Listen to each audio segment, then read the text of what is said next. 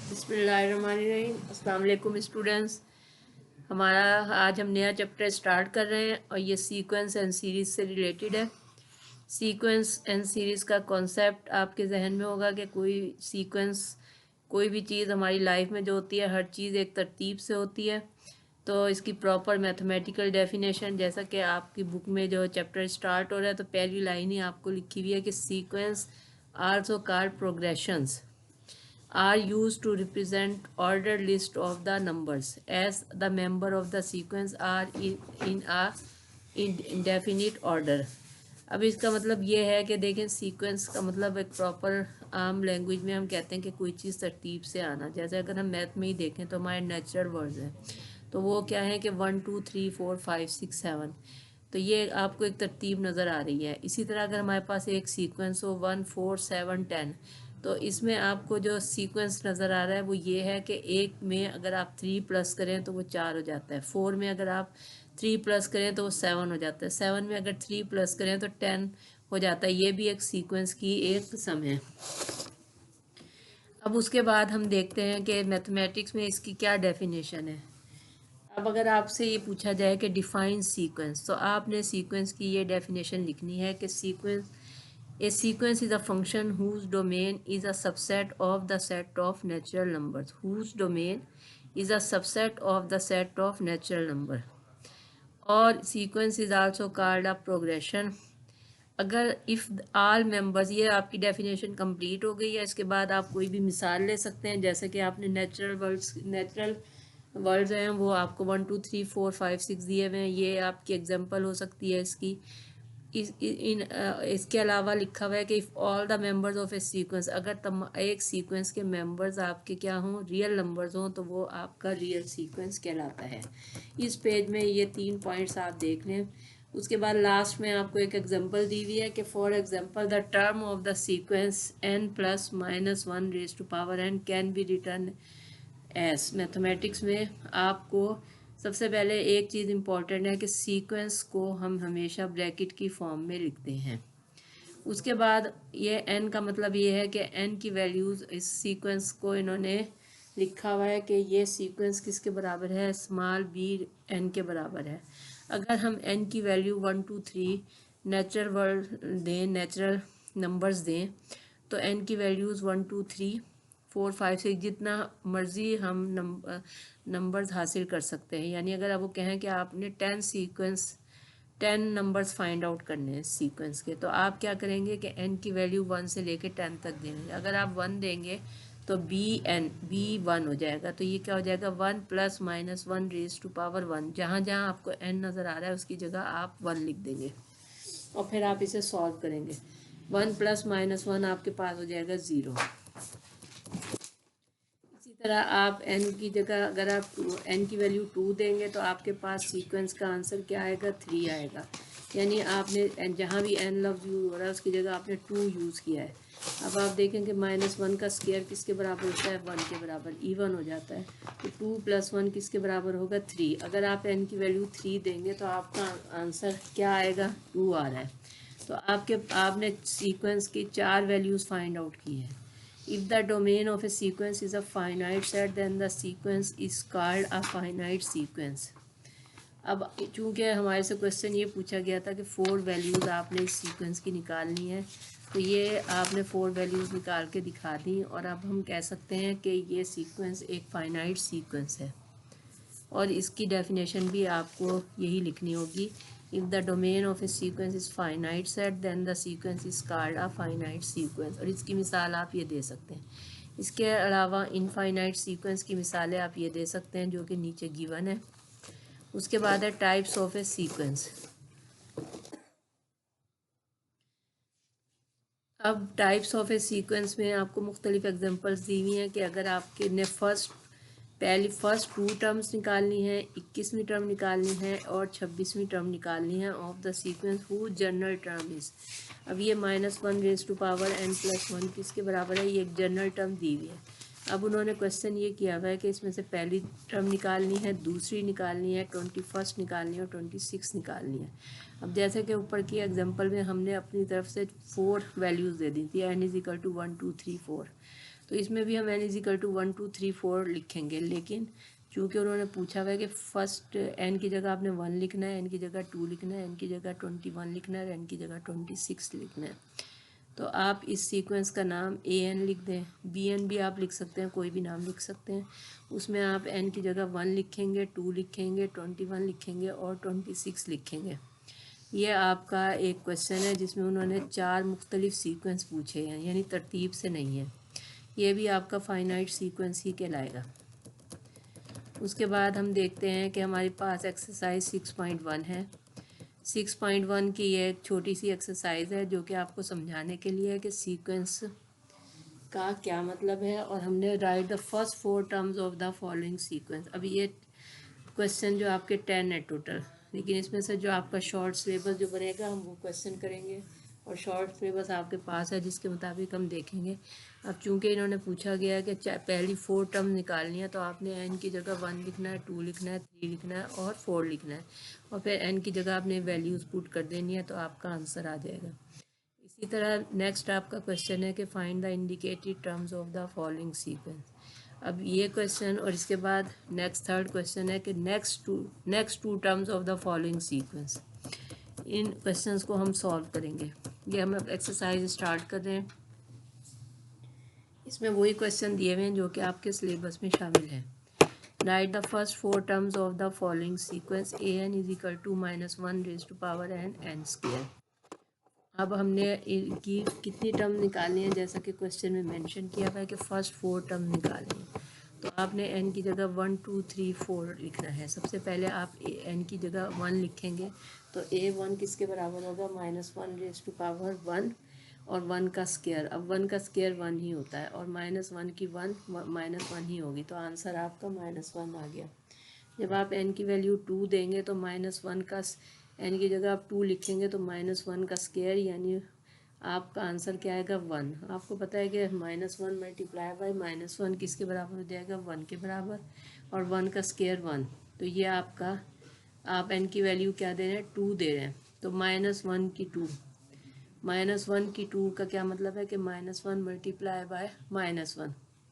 तो ये हो गया आपके पास 1 मल्टीप्लाई बाय 2 2 ज़ार 4, तो 4 आंसर आ गया। जब आप n की वैल्यू 3 देंगे तो आपका आंसर -9 आ जाएगा, और जब आप n की वैल्यू 4 देंगे तो आंसर 16 आ जाएगा। अब ये सब बच्चों को क्लियर होना चाहिए कि आप जहाँ भी n है वहाँ आपने 1 की देनी है वैल्यू, 2 देनी है, 3 देनी है, 4 देनी है, क्योंकि उन्होंने क्वेश्चन में कहा है कि पहली 4 टर्म निकालें। अगर वो ये मेंशन करें कि 10 टर्म निकालें, 20 टर्म निकालें, तो आपने n की जगह 10 लिखना है या 20 लिखना है, जो आपसे रिक्वायर पूछी जाए। अब an is equal to n-1, ये आपका 8वां पार्ट है इसका, और a1 की वैल्यू उन्होंने दी हुई है 1, यानी हमने a1 की वैल्यू 1 दी हुई है, तो हमने a2 से क्वेश्चन स्टार्ट करना है, और हम n की वैल्यू क्या देंगे, 2 3 4। तो अब n की जगह जब हम 2 देंगे तो आप लिखेंगे a2 is equal to n-1। n आपका क्या है 2, और a2 -1 यानी 2a1। अब हमें पता है कि a1 की वैल्यू क्या होती है 1, तो हम a1 की जगह क्या पुट कर देंगे 1, तो आंसर आ गया 2। तो a2 का आंसर आपके पास क्या आ गया 2। इसी तरह जब आपके पास n की वैल्यू आप 3 देंगे तो आपके पास क्या आ जाएगा a3, तो n-1 यानी 3a3 -1 3a की 2। अब a की 2 की जगह आप 2 वैल्यू क्यों लिखेंगे, क्योंकि हमने ऊपर फाइंड आउट किया, ये आप देख सकते हैं, तो आंसर 6 आ गया। उसके बाद आप n की वैल्यू 4 देंगे, तो 4a-1 यानी n-1 n की जगह आपने 4 लिखा, जहाँ भी आपको n नज़र आ रहा है आपने 4 लिखना है, a4-1, तो 4a की 3। अब a की 3 हमारा क्या आंसर निकला था 6, तो 6 4 ज़ार 24। तो ये बहुत इजी क्वेश्चन है और आप इसको इजीली कर सकते हैं। उसके बाद हमारा एक छठा पार्ट है कि an is equal to 1/2 raise to power n। Question आपसे ये पूछा गया कि फर्स्ट 4 टर्म्स निकालनी है। अब जैसा कि ऊपर के क्वेश्चन में उन्होंने मेंशन किया था कि a1 की वैल्यू 1 है, अब यहाँ ऐसा कोई मेंशन नहीं है। हमने उस क्वेश्चन में a2 से स्टार्ट किया था, यानी n की वैल्यू 2 से स्टार्ट की थी, जबकि इस क्वेश्चन में हम n की वैल्यू 1 2 3 4 ले लेंगे। तो अब आप जब n की वैल्यू 1 देंगे तो 1/2 की 1 यानी 1/2। जब n की वैल्यू 2 देंगे तो 1/2 का स्क्वायर 4। जब n की वैल्यू 3 देंगे तो 1/8, और जब n की वैल्यू 4 देंगे तो ये आपका 1/16। तो required 4 terms of sequence are 1/2, 1/4, 1/8 and 1/16। इसके बाद हमारी एक्सरसाइज 6.1 का क्वेश्चन नंबर 2 है कि फाइंड द इंडिकेटेड टर्म्स। अब इन्होंने एक सीक्वेंस दिया हुआ है, जैसे 2, 6, 11, 17 और 8, 7। अब उन्होंने कहा है कि ये एक सीक्वेंस है जिसकी 4 वैल्यूज़ हम आपको दे रहे हैं और इसमें से हमने 7वीं टर्म निकालनी है। यानी 4 टर्म्स तो उन्होंने दी हुई हैं, लेकिन 3 टर्म्स आपने फाइंड आउट करनी है। तो सबसे पहले हम A1 की वैल्यू क्या देते हैं, 2, क्योंकि क्वेश्चन में आपको दिया हुआ है A1 की वैल्यू 2 है। अब अगर आप सीक्वेंस को और देखें तो पहली चीज़ है वैल्यू 2, दूसरी चीज़ है 6। इसका मतलब है कि 2 में अगर 4 जमा करें तो 6 आता है, 6 में अगर 5 जमा करें तो 11 आता है, 11 में अगर 6 जमा करें तो 17 आता है।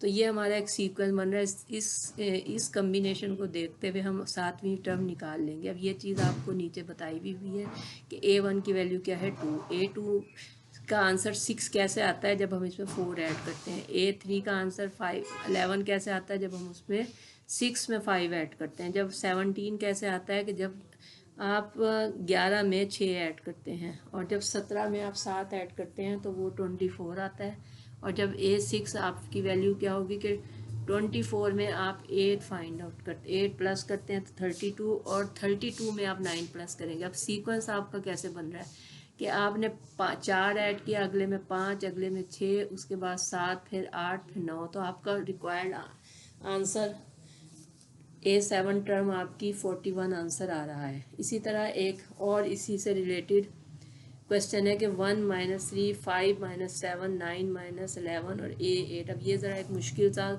सीक्वेंस है, और इसमें अगर आप गौर करें तो पहली चीज़ पॉजिटिव है, दूसरी चीज़ नेगेटिव, फिर पॉजिटिव, फिर नेगेटिव, फिर पॉजिटिव, फिर नेगेटिव।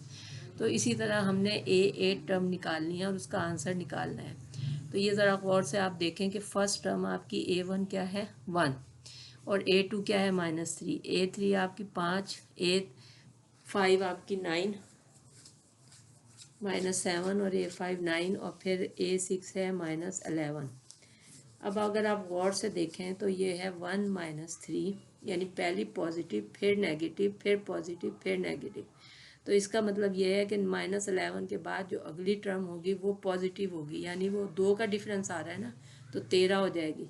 फिर उसके बाद अगली टर्म कौन सी होगी, नेगेटिव में आएगी, वो -15। 13 के बाद 2 नंबर आप प्लस कर दें उसमें तो 15 हो जाएगा, लेकिन अलामत माइनस की लगेगी। और हमने ये लिख देना है कि we see the successive terms are in by 2 with alternate sign. Alternate sign आपको नज़र आ रहे हैं कि एक पॉजिटिव, फिर नेगेटिव, फिर पॉजिटिव, फिर नेगेटिव। इसी एक्सरसाइज का लास्ट क्वेश्चन है कि find the next 2 terms of the following sequence. ये आपका जो सीक्वेंस है ये ऊपर वाले सीक्वेंस से मिलता जुलता है। फर्स्ट टर्म अगर देखें -1 है, फिर 2 है, फिर 12 है, फिर 40 है। इसका मतलब ये है कि हर टर्म जो है, दूसरी टर्म हम कैसे हासिल करेंगे, फिर तीसरी कैसे हासिल करेंगे, फिर चौथी कैसे हासिल करेंगे। अब उन्होंने बता दिया, जैसे ऊपर क्वेश्चन में था कि 7वीं टर्म निकालें या 8वीं टर्म निकालें। इसमें उन्होंने बताया कि सिर्फ अगली 2 टर्म निकालें, यानी 4 टर्म्स आपको गिवन है तो 2 टर्म्स आपने निकालनी है। और वो कैसे है कि -1, 2, 12, 14, ये सारे आपके इंटेलिजेंस के क्वेश्चन है कि आप कितना शार्पली इस क्वेश्चन को अपनी फिंगर टिप्स पे अटेम्प्ट कर सकते हैं। गौर से इन चीज़ों को गौर से देखना पड़ता है और उसके मुताबिक आपके जहन में फ़ौरन आएगा कि ये सीक्वेंस किस तरह बनेगा। अब आप देखें कि -1 को अगर 1 से मल्टीप्लाई करें तो -1 ही आता है। अब इसमें ये जो -1 के बाद जो अगला नंबर है ना 1, ये बड़ा इंपॉर्टेंट है। उसके बाद आपका क्या है 1, यानी 1 को आप 2 से करें तो 2 आ जाता है। पहला हो गया -1, फिर हो गया 1, ये ख़त्म किस पे हो रहा है, 2 पे ख़त्म हो रहा है ना। फिर 2 के बाद अगला नंबर कौन सा होगा, 3 को आप 4 से करें तो 12 आता है। फिर आप किससे करेंगे, 5 से, 5 8 जार 40। देखें -1 है, फिर आपका 1 है, फिर 3 है, फिर 5 है।